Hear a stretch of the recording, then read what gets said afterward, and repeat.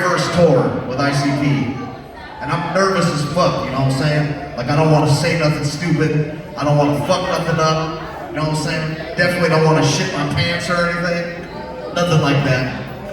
And at this time, I still had that shitty job I was telling you guys about, and I'm outside of the hotel before a bus call, and I think I'm by myself, and I'm on the phone with my boss, and he's like trying to punk me and shit. He's like, if you're not at work on Wednesday, you're fired, motherfucker. And I was like, well, I'm in Sioux Falls with ICP right now, so there ain't no fucking way I'm gonna be there on Wednesday, so I guess I'm fired then, basically. And I hung up the phone, and I turned around, and this motherfucker was standing right behind me, and he was like, bro, I got a guest wing in my house that you can come stay at. Fuck that job, man. You don't need that job. What you need to do is make gutter water. Shout out to Sioux Falls. So I move into his house. He's got a guest wing in his basement. It's like a sweet ass fucking apartment. It's bigger than anywhere I ever fucking lived in my life. It was huge to me. And so I'm in there, living in the lap of luxury. You know what I'm saying? There's a pool table in that bitch. I'm feeling like a real player, you know what I'm saying? And you know, basically like my childhood hero plucked me out of like the worst time of my life. This was like right after my fucking dad died of cancer, and all types of this really bad shit was happening in my life. And that was when I got the call, you know? And so, just imagine a motherfucker you looked up to your whole life goes, hey, you know what? You're fresh as fuck. You should come make an album with us. Let me change your whole life and just make it better. That's what he did. He like really had faith in me and took a chance on me and let me stay in his fucking basement. Which is more than anybody that knew me would have done, you know what I'm saying? Anyway, so just understand where I was at. I was like eternally grateful, right? So from time to time, me and this man, we would go out to the strip club. Oh yeah? And this one particular night, I thought it would be a good idea to take this big giant ecstasy pill. It wasn't like a regular one, it was like a big bloated ass one. Right, hold up a minute. I just want to point out that apparently my name was skipped that night because I didn't know a fucking thing about that. And if it was so motherfucking big, you boys could use the piece since I ain't never had that shit in my life. I should have split it in half, I'm gonna be real, I should have done that. But I didn't. I took that whole big ass pill and I suffered the consequences, which are as follows. I'm at the strip club talking to this fucking girl's ear, like, hey girl, I got this pimp ass crib with a pool table. You should come through, you know, it's a vibe, you should come. And she's like, you know, I got this really sick grandma that I take care of and tonight's not a good night for me. And so I went home alone that night. I was thinking I was gonna be Mr. Ecstasy, Sextasy, cool guy, but instead, I was Mr. fucking Lonely in that basement, rolling balls. So it's like the middle of winter, and I go into the room, and I put the space heater on, and I get under the blanket, and I'm all cozy, and I'm like, you know what?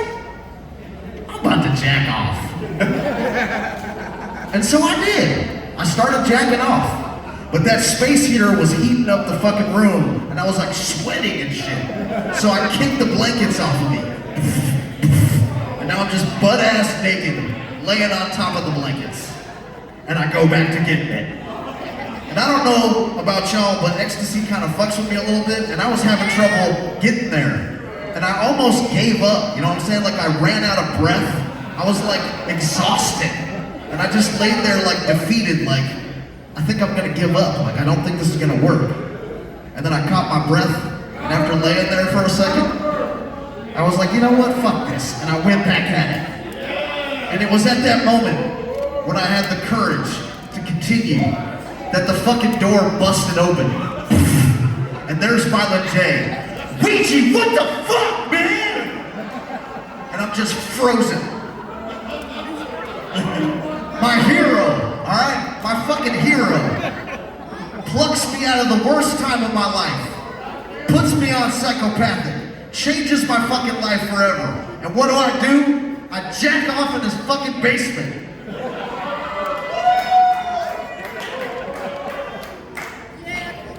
And it was awful, but it gets worse. The next day was a studio day, so I needed to be at the studio bright and early. And I show up there, and for some reason, everybody just showed up early today. Like everybody. I'm talking about motherfuckers that don't even rap were in the studio that day. It was just like the day to be at the studio. It was just a hangout day or some shit. Everybody was fucking there.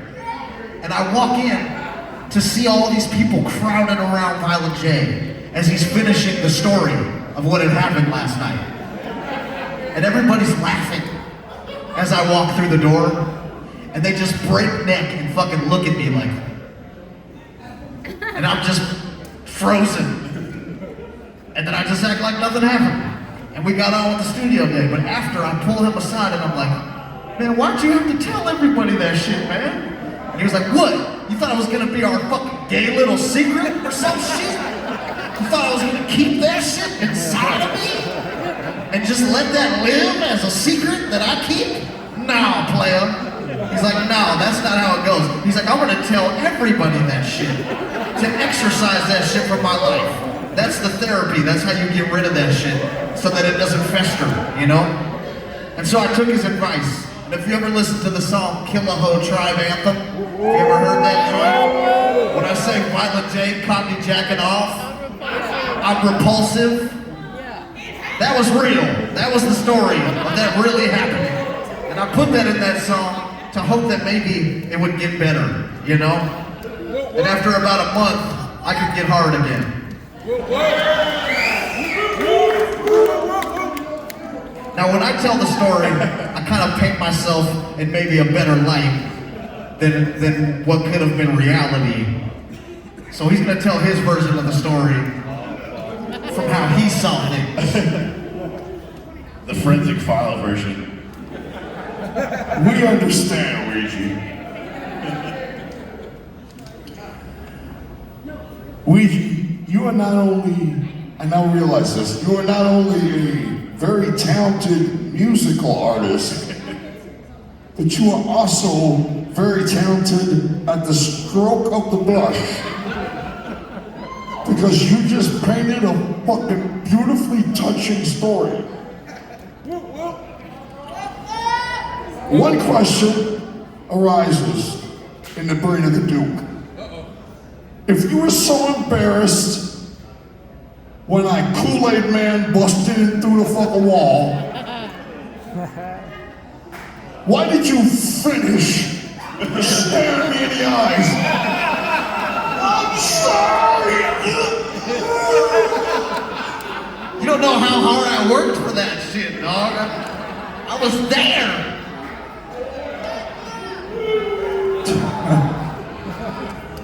First of all,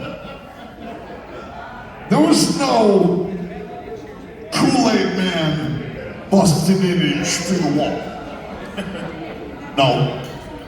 In fact, the night before, I was angry at the new prospect at Psychopathic Records. I felt like he was slagavating on studio times. We wouldn't be supposed to start at 6 p.m. Old Slaggery over here would roll in at 7:10. That sort of thing. So I told him, listen, homie, we're starting at 9 in the fucking morning. 9 in the morning. There's been a lot of slaggery going on over there, new kid. 9 in the morning. He agreed. He apologized for the slaggery. Basically swore he'd beat it. So, 9 o'clock comes in the morning. Kev Buck, your fucking future prospect over here. There's no Ouija. I kept waiting for him to materialize like Spock on the Star Trek Enterprise transport machine, whatever it's called. But that didn't happen. So at 9:20, I went into my basement, because the studio's right outside the house. I went into the basement and I went to the room Ouija Macc was occupying, and I knocked. Very polite of you. Nothing. Very polite. I waited. I knocked again.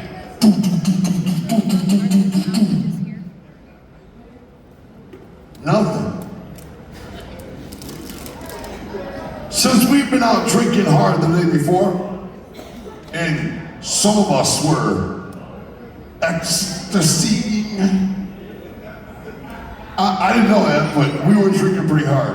And I was worried, so I opened the door with a slight urgency.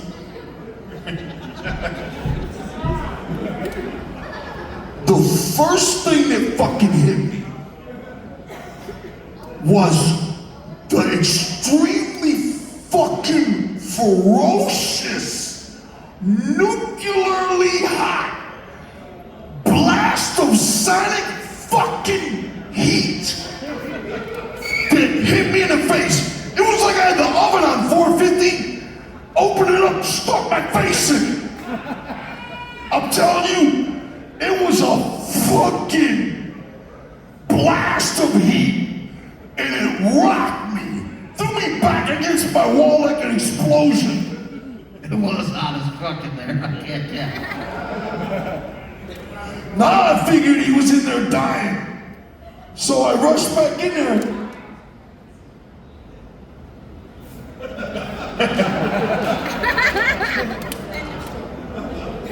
That's PTSD right there.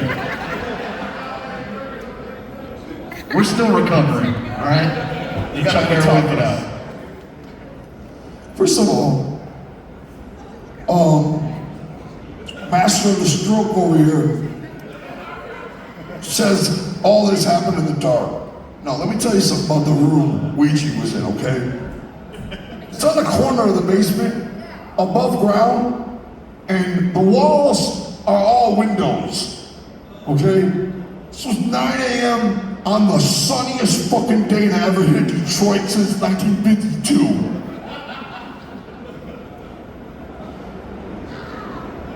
The light and the heat were at the same intensity. It was so bright in there. This man, that's why I'm confused, because jacking off is not a word for what he was doing. The reason I'm having trouble saying this is because I'm romantically touched. This man was making love to himself. Jacking off, fuck that. It's like no difference. Jacking off is like fucking. Do you fuck your wife or do you make love? This man was making love at a supernatural pace, okay? He had, supernatural, he had his right hand on his dick. And when I say he was stroking it, it was that long. It was long and thin like a pretzel stick. With just as many little bumps on it. They called me Kingpin Skinny Dick for like a month. It was about as thin as a shake and steak French fry. And his right hand was stroking, and his left hand was fondling his balls. And his right hand was fondling this pepperoni, and his left hand was fondling this one. How does he have 4 hands? I don't know. Supernatural. And he finished, staring me in the eye, crying about it. I'm scared.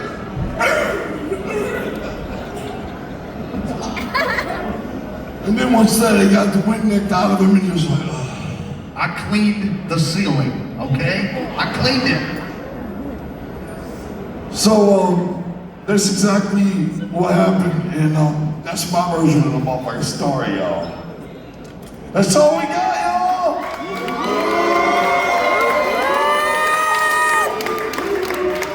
Listen, we want to thank the comedians that graced the stage, you know what I'm saying? And I wish I had the intelligence and the education to properly express how much I love y'all. Like, We love you! We love you!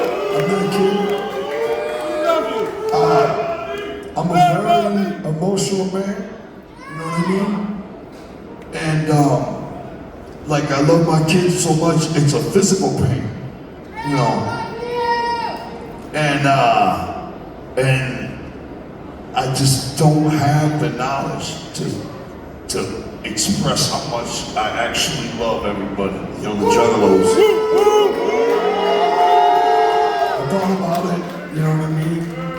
And I thought about it so good if I could sum it up in a 60-second pitch. But that shit is